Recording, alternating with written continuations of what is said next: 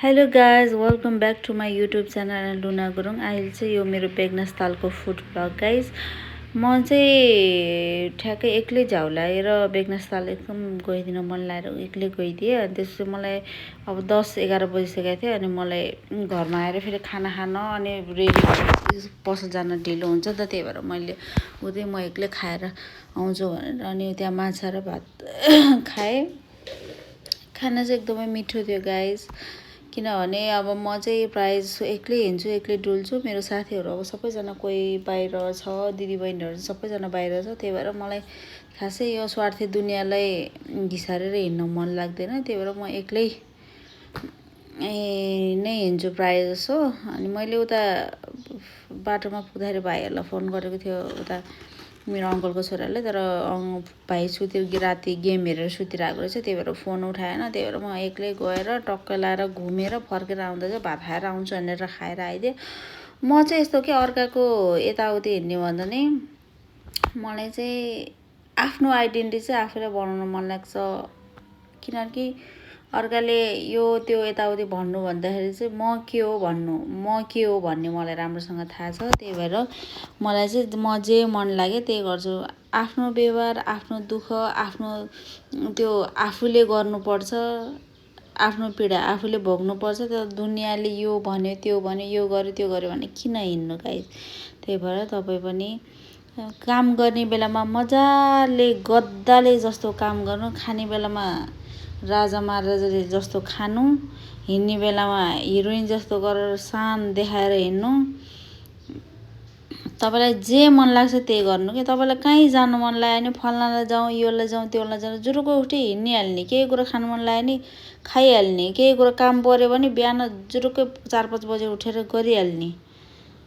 ए बाबा, अरूले जति जे भने पनि काम त आफूले, दुःख त आफूले गर्नुपर्छ नि। त्यही भएर आफ्नो लागि चाहिँ आइडेन्टिटी बनाउँ। जन्मिसकेपछि एउटा म यो हो भनेर नाम सँगसँगै हामीलाई कामले पनि चिन्ने होस् बनाउनु पर्छ क्या। लाइफ चाहिँ कस्तो हुन्छ नि, अब म लुनामा चाहिँ हेर्नु नि त, मेरो लुनाको पछाडि त कति कुराहरू छ नि त। मैले यस्तो यस्तो कामहरू जानेछु, यो गर्न जाने हो, त्यो गर्न जाने छु, यताउति भनेर एउटा नाम चाहिँ बनाउनु पर्छ क्या। आफ्नो आइडेन्टिटी चाहिँ फल्नाले के गर्छ भनेर फल्नाले यो गर्छ, फल्नाले त्यो गर्छ भनेर भन्नु, अल्छी गर्नु हुँदैन लाइफमा। काम नि गर्ने, खाना नि खाने। एकदम अब यताउति कुराहरू धेरै भयो गाइज, तर यहाँको खानेकुरा चाहिँ एकदम मिठो थियो।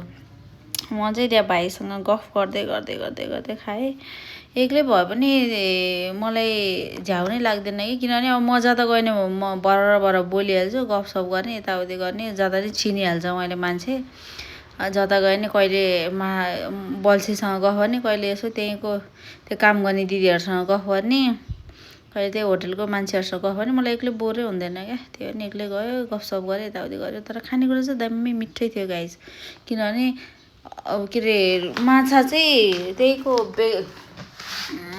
त्यो बेगनास तालको लोकल माछा अरे। अनि त्यसमा चाहिँ टक्कै झोल हालेर अनि आयो। खानेकुरा पनि धेरै आइटम थिएन, त्यही साग र तरकारी अनि एउटा 2टा सलाद थियो अनि अचार अनि माछा चाहिँ। तर बेसरी मिठो थियो खानेकुरा चाहिँ। त्यो जिरो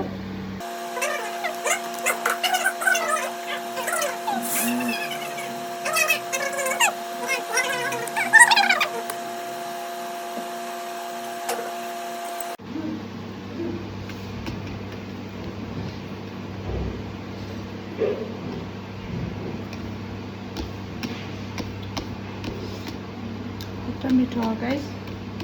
तपाईँहरू पोखरा आउँदाखेरि यस्तो बेगनास तालतिर आएर लोकल होटलमा माछा, बेगनास तालको माछा खान आउँदा होला। दामी मिठो माछा।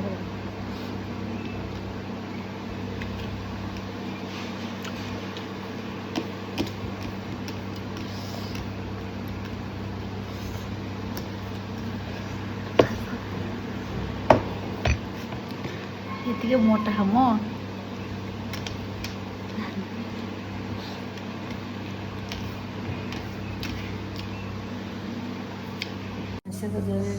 पानी हो कि होइन? पानी होइन आमा, खाना मात्रै हो। खाना मात्रै। हजुर, हजुरको यो रेस्टुरेन्टको नाम के हो अरे? उरिनारा रेस्टुरेन्ट क्याफेमा हजुरहरू बेगनास ताल आउनुभयो भने चाहिँ यसो लोकल माछा र भात खान आउनु होला गाइस। म चाहिँ यहाँ एक्लै खाएर गएँ। एकदम मिठो छ, अथेन्टिक मिठो लोकल माछा छ। हो सफा दामी छ, शान्त।